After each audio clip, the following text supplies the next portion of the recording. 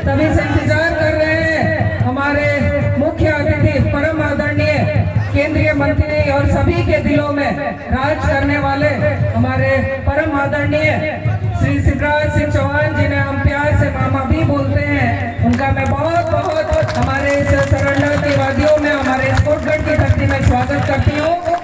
हमारे साथ उपस्थित पूर्व मुख्यमंत्री मधु कोड़ा जी, श्री शैलेंद्र सिंह जी, श्री अजीत जी, श्री मंगल गिलवा जी, गोविंद पाठक जी, शंभू जी, सभी हमारे मंडल अध्यक्ष और हमारे प्रभारी राधाकांत माधो जी, अमर सिंह मीना जी, मंच पर उपस्थित हमारे पोखना के मुंडा विक्रम मुंडा जी, पत्रकार बंधुगण, अडो गिनता जो बेटा का नाम आगामी सीखो, अडो दूर दराज से आए हुए सभी बंधुओं को फिर एक बार गीता कोड़ा की ओर से इकिर चिपनते जोहार।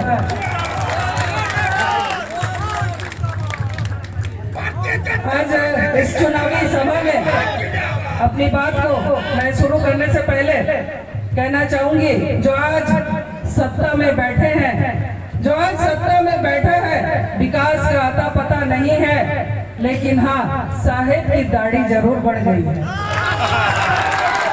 और कहते हैं ना कि इसी दाढ़ी में क्या रहता है, तिनका, और इसी का इसे डर है, क्योंकि उस तिनके को ढूंढने के लिए भारतीय जनता पार्टी आ गई है मैदान में और इस तिनके को बाहर निकाल के फेंकेगी। आप सभी इस साहब के लिए एक और छोटा सा मैं 2 लाइन का बोलना चाहूंगी, ज्यादा समय नहीं लूंगे मैं। हमारे आदरणीय परम आदरणीय शिवराज जी आए हैं, उनकी बातों को हम लोग सुनेंगे। क्या जरूरत थी इतने बहाने बनाने की, झारखंड के विकास की मैं बात कर रही हूँ, क्या जरूरत थी इतने बहाने बनाने की, सीधे बोल देते भाई, सीधे आप बोल देते कि झारखंड के लिए मेरे दिल में कोई जगह नहीं। झारखंड आंदोलनकारी का पुत्र होने का दम भरने वाले,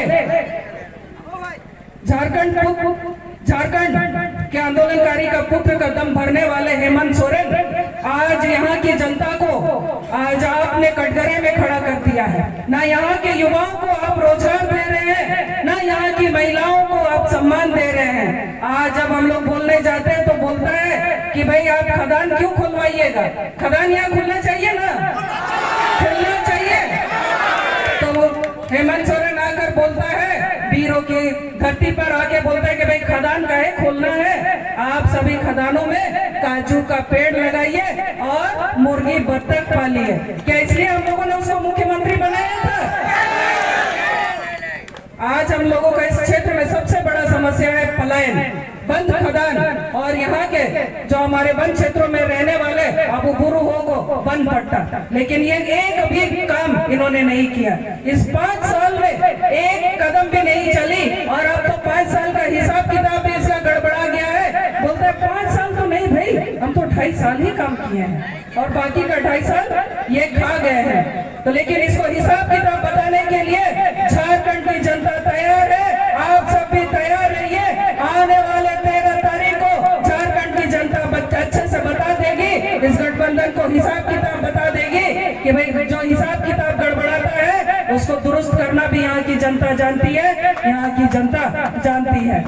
आज भारतीय जनता पार्टी की सरकार आई तो आप लोग निश्चिंत रहिए, आज जितने भी यहाँ पर हमारे जो कच्चे मकान में रह रहे हैं, बुरेंगे रबन को मिना हुए, हंसा हुआ मिना हुए, केचो हुआ मिना हुए, इनको सब इनको अलग 21 लाख हुआ।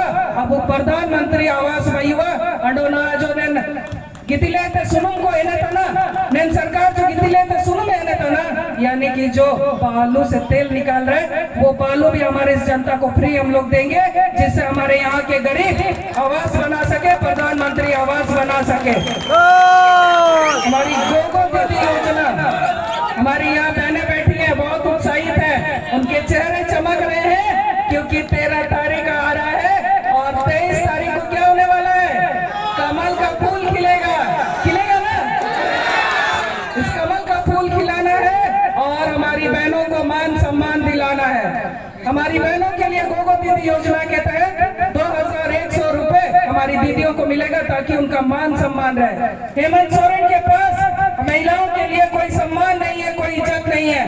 आज हमारी झारखंड की बहन, हमारी आदिवासी बहन कंचन उग्र सांडी, अगर वो छोटा लिख देती है तो इनके मन में तकलीफ हो जाती है और उस बहन को भी ये लोग छोड़ते नहीं है, उसके लिए भी अपशब्द बोलते हैं। आज कल्पना सोरेन के मन में यहाँ की महिलाओं के लिए थोड़ा भी दर्द नहीं है, तभी तो अपने जिले में, अपने उनके गृह जिले में सबसे ज्यादा अगर आपराधिक घटना हो रही है महिलाओं के साथ तो उन्हीं के गृह जिले में हो रहा है। लेकिन उसके लिए भी उनके मुंह से नहीं निकलेगा एक भी शब्द, क्योंकि ये सभी लोग आपको, आपके ऊपर झूठ बोलकर शासन करने वाले लोग हैं। लेकिन अब मैंने जैसे कहा कि अब समय आ गया है, इसको उखाड़ फेंकना है, इस झूठी सरकार को, मक्कार सरकार को, और 13 तारीख को कमल के निशान पर वोट करना है। मैं इन्हीं शब्दों के साथ अपनी बात को यहीं विराम देती हूँ। अंडो अब तो चलते चलते वो नपम किया वो हाथों को रे गुड़ा को रे वो नपम मरनी नहीं कर सके तो सभी को सुझाव।